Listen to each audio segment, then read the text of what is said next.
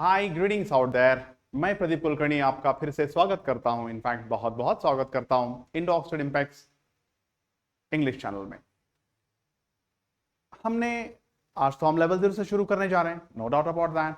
You can see on the board, let's start with level 0। Are you happy? Level 0 का मतलब तो मैं आपको समझाऊंगा, लेकिन अगर ये वीडियो डायरेक्टली कोई पहली बार देख रहा है, हो सकता है, और अगर आपने हमारा प्रीवियस वीडियो नहीं देखा है या फिर आपको ये नहीं पता है कि प्रीवियस क्लास में हमने आपसे क्या बातचीत की थी, तो उसका एक ओवरव्यू मैं आपको थोड़ी ही देर में दे देता हूं।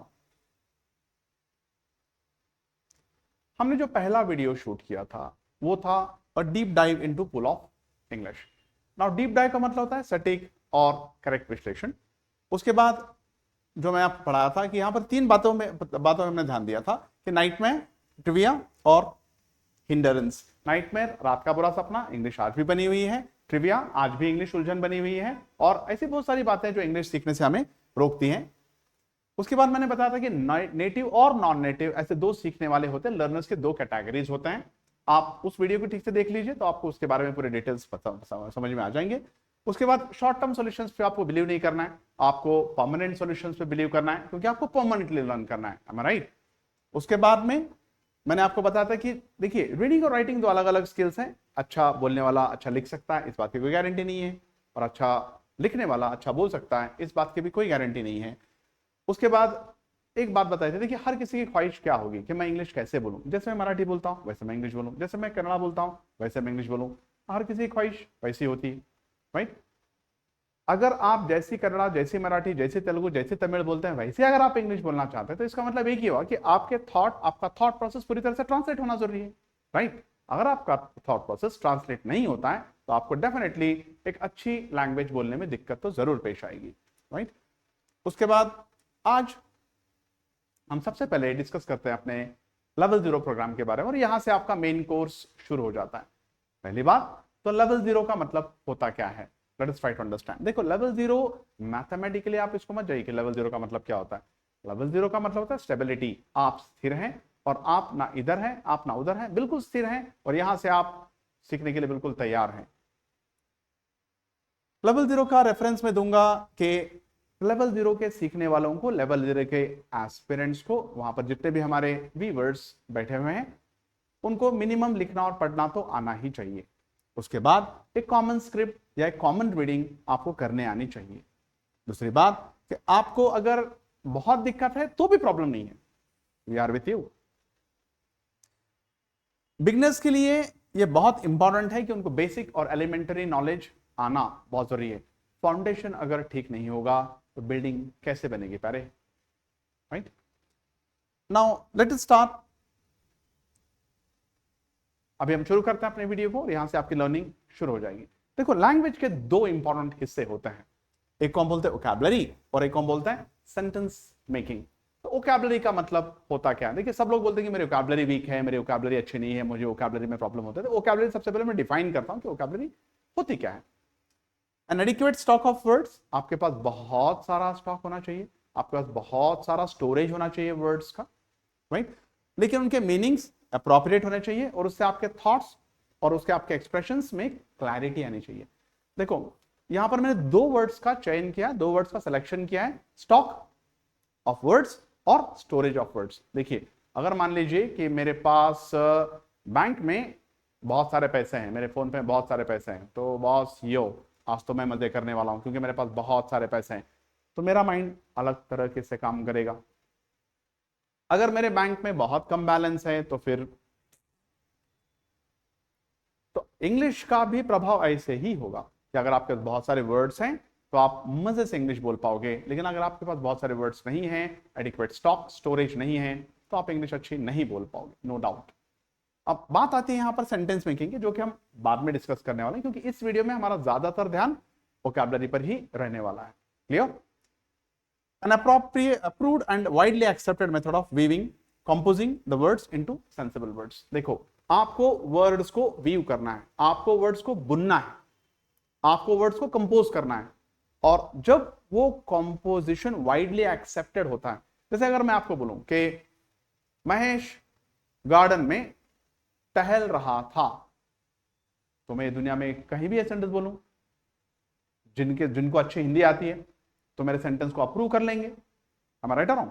महेश गार्डन में टहल रहा था, लेकिन इन्हीं वर्ड्स को अगर मैं थोड़ा सा शफल कर दूं, थोड़ा सा इधर उधर कर दूं, गार्डन, महेश, टहल, था, रहा, वर्ड्स वही है, लेकिन प्रॉब्लम कहां हो गया? शफल हो गया, राइट? और जैसे मेरे वर्ड शफल हो गए तो सेंटेंस अप्रोप्रिएट नहीं रहा, ठीक से कंपोज नहीं हो पा रहा है, ठीक से व्यू नहीं हो पा रहा है। इसलिए सेंटेंस मेकिंग और वोकैबुलरी रीढ़ की हड्डियां हैं इंग्लिश सीखने की। अब अगली बात हम डिस्कस करते हैं वोकैबुलरी के बारे में, डिटेल्स मैं आपको देना चाहता हूं, राइट? पहली बात की वोकैबुलरी आपकी अच्छी है कैसे मानो? देखिए फॉर एग्जांपल मान लीजिए अगर मैं किसी भी इंसान को पढ़ा लिखा, ये पढ़ा लिखा इंसान है ऐसा बोलना चाहता हूं, तो उसके कुछ पैरामीटर्स होंगे। हाँ भाई वो वेल ड्रेस होना चाहिए, उसकी भाषा में नम्रता होनी चाहिए, उसका व्यवहार अच्छा होना चाहिए, उसकी आदतें अच्छी होनी चाहिए। इन सब चीजों को देखने के बाद मैं जान सकता हूं या मैं बोल सकता हूं कि वो आदमी अच्छा है। तो आपकी वोकैबुलरी अच्छी है, इसके लिए पैरामीटर्स क्या है? मैं किन चीजों को देखकर बताऊंगा या फिर मैं किन चीजों को देखकर जानूंगा कि आपकी वोकैबुलरी अच्छी है?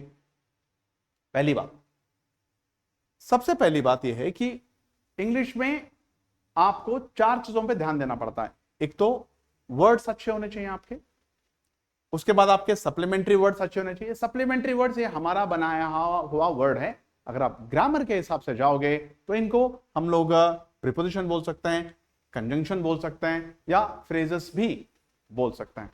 और उसके बाद हम आते हैं एटिमोलॉजी पे। एटिमोलॉजी का मतलब होता है true sense of word, logic का मतलब होता है स्टडी और साइंस। देखिए साइंस ऑफ वर्ड्स, एटिमोलॉजी एक ग्रीक वर्ड है और एटिमो का मतलब होता है शब्द और true sense of a word, word या true sense of a word, और लॉजिक का मतलब होता है स्टडी या साइंस ऑफ वर्ड। तो इसको दोनों को मिला के हम बोलते हैं इसको साइंस ऑफ वर्ड। आगे बढ़ते हैं। देखिए वर्ड हम किसको बोलते हैं, यहां पर ध्यान से आप देखिए, can make sense in and out of the sentence. आप कोई भी एक ऐसा शब्द बोलिए और किसी भी भाषा में बोलिए, जैसे बोलो खार, अब यहां पर CAR, यहां पर 3 लेटर्स मैंने इस्तेमाल किए।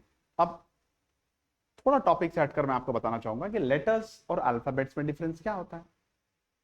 लेटर्स इंग्लिश में 26 हैं, लेकिन अल्फाबेट्स का जो मतलब होता है वो लेटर्स प्लस जो सिंबल्स होते हैं ना, जैसे प्लस है, माइनस है, स्टार है, हैश है, @ है, हाइफन है, ये सभी अल्फाबेट में इंक्लूड होता है। तो इंग्लिश में 26 अल्फाबेट नहीं होते, इंग्लिश में 26 लेटर्स होते हैं, राइट? तो मैं यहां पर आपको बता रहा हूं कार में 3 लेटर्स हैं, 3 अल्फाबेट्स हैं, डेफिनेटली 3 लेटर्स हैं, अल्फाबेट्स नहीं है। और कार ये जो शब्द है अगर मैं वाक्य के अंदर प्रयोग करूंगा या वाक्य के अंदर बाहर प्रयोग करूंगा, इसका मीनिंग तो आने वाला, right? Home, walk, beautiful, slowly, ये चारों शब्दों को आप वाक्य में प्रयोग कीजिए या फिर वाक्य के बाहर प्रयोग कीजिए, मीनिंग तो आएगा ही, उसको हम बोलेंगे वर्ड। सेकंड, सप्लीमेंट्री वर्ड क्या होता है? देखिए can make sense only with in the sentence. अगर ये सेंटेंस में आएंगे तो इनका कोई अस्तित्व है, तो इनका कोई मीनिंग है। सेंटेंस से बाहर अगर जाके आप इनको बोलोगे तो इनका कोई अस्तित्व नहीं है। जैसे मैं डायरेक्टली अगर किसी को जाके बोलूं हे हे ऑन, बोलेगा are you all right, medicine की जरूरत नहीं है तुमको। अगर मैं बोलूंगा अपॉन, ओवर, टू, बाई, अगर किसी को जाके बोलूंगा to, by, on, upon, over, बोलेगा मुझे तो गोलियों की जरूरत है। तो ये जो वर्ड्स हैं ये सेंटेंस में आने पर ही मीनिंग दे सकते हैं। सेंटेंस का हिस्सा बनेंगे तो इनका कोई अस्तित्व होगा, इनका कोई मीनिंग होगा, इनका कोई मतलब होगा, अदरवाइज इनका कोई मतलब नहीं होगा। अब बात करते हैं फ्रेज। देखो इंग्लिश में फ्रेज को हम ऐसे भी बोल सकते हैं कि फ्रेज अपने आप में एक सेंटेंस ही है, लेकिन इनकम्प्लीट सेंटेंस है या फिर इनकम्प्लीट मीनिंग वाला सेंटेंस है। हम फ्रेज को इंग्लिश में डिफाइन करते हैं a sentence with incomplete meaning. Phrase अपने आप में ही सेंटेंस बनाता है, लेकिन वो इनकम्प्लीट मीनिंग देता है कभी भी। फ्रेज बनते कैसे हैं? फ्रेज दोनों को जोड़कर बनते हैं, वर्ड और सप्लीमेंट्री वर्ड को मिलाकर बनते हैं फ्रेज। जैसे एग्जाम्पल के तौर पे गेट अप, यहां पर गेट वर्ड है और अप सप्लीमेंट्री वर्ड है।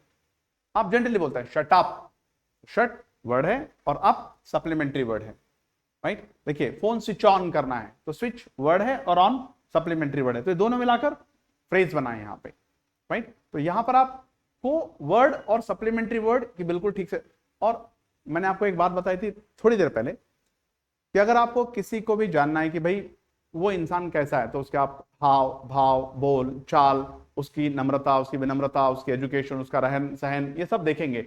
उसी तरह से आप एक बात ध्यान से सुनिए, और ये मैं आपको बता रहा हूं, और मैं आपको ये भी बात बता रहा हूं कि जो आपको पढ़ा रहे हैं वो 25 ईयर्स से इंग्लिश पढ़ा रहे हैं, तो उनकी हर बात आपको ध्यान से सुननी पड़ेगी और माननी भी पड़ेगी। अगर आप देखते हो कि कोई भी स्पीकर, कोई भी राइटर अगर फ्रेजेस का इस्तेमाल नहीं करता है, तो उसको हम एक पुअर कम्युनिकेटर बोलते हैं। एक पुअर कम्युनिकेटर, जिसका कम्युनिकेशन बिल्कुल पुअर है। अब चौथी बात आती है एटिमोलॉजी की। देखिए, अगर आपको वर्ड्स आते हैं और वर्ड का अगर आपको साइंस नहीं आता, देखिए विज्ञान बहुत जरूरी होता है, हर बात का विज्ञान होता है। अगर आप विज्ञान नहीं है, साइंस नहीं है, तो आपका वर्ड भी नहीं है। एटिमोलॉजी तो definitely true sense of word, logy और स्टडी और साइंस यहां पर मैंने लिखा, लेकिन इसको आप एक सीधी बात पे समझ सकते हैं, साइंस ऑफ वर्ड्स, शब्दों का विज्ञान। यहां पर हम थोड़ा सा वक्त बिताएंगे क्योंकि उसको आप अंडरस्टैंड नहीं होगा। देखिए, अगर आप डिक्शनरी को रेफर करते हैं, जो कि एक बहुत ही, आप डिक्शनरी रेफर कीजिए, रीड मत कीजिए। डिक्शनरी कभी भी नहीं पढ़नी चाहिए, डिक्शनरी रेफर करनी चाहिए। और आप वर्ड्स को कभी याद भी नहीं रखना चाहिए। वर्ड्स आपके व्यवहार में आपको आ जाएंगे, याद रखने की कोशिश करोगे, आप अपने आप को ही बर्डन कर लोगे। हम यहां पर एग्जाम्पल देते हैं, मैं एग्जाम्पल देता हूं आपको। स्पीक और टॉक, डिक्शनरी में जाके देखिए, दोनों की मीनिंग सेम है, लेकिन हम स्पीक कहां इस्तेमाल कर सकते हैं, टॉक कहां इस्तेमाल कर सकते हैं। स्पीक का मतलब भी बोलना है और टॉक का मतलब भी बोलना है, तो क्या बोलना है। देखिए, अगर मान लीजिए कि मैं आपसे बात कर रहा हूं तो मैं स्पीक कर रहा हूं, आप मुझसे बात कर रहे हो तो स्पीक कर रहे हो। लेकिन मान लीजिए वहां दो बंदे हैं जो एक दूसरे से बात कर रहे हैं, वो हमारे साथ बात करने में शामिल नहीं है, ना ही हम उनके साथ बात करने में शामिल है, तो वहां पर हम बोलेंगे they are talking and I and you are speaking. एक बात, जब आप अपना मोबाइल रिचार्ज करवाते हो तो आपको क्या मिलता है, टॉक टाइम मिलता है, स्पीक टाइम मिलता है। डेफिनेटली आपको टॉक टाइम मिलता है, क्योंकि अगर आपको स्पीक टाइम मिलता तो आपको उसी के साथ बात करनी चाहिए जिसने आपका मोबाइल रिचार्ज किया है दिन भर रात भर। अब मुझे नहीं पता उसके साथ आप क्या बात करोगे, इसलिए आपको टॉक टाइम मिलता है, स्पीक टाइम नहीं मिलता है। यहां पर हम बोलते हैं लिसन और हियर। अगर आप मेरी बातों पर ध्यान दे रहे हो तो आप मुझे लिसन कर रहे हो। लेकिन मान लीजिए अगर आपके आसपास कोई आवाज आ रही है, कर चर, कोई गाड़ी जा रही है, उसके हॉर्न बज रहे हैं, तो उस आवाज पर आपका ध्यान केंद्रित नहीं है, लेकिन वो आवाज आके आपके कानों पर पड़ रही है, और उसको हम बोलेंगे हियर।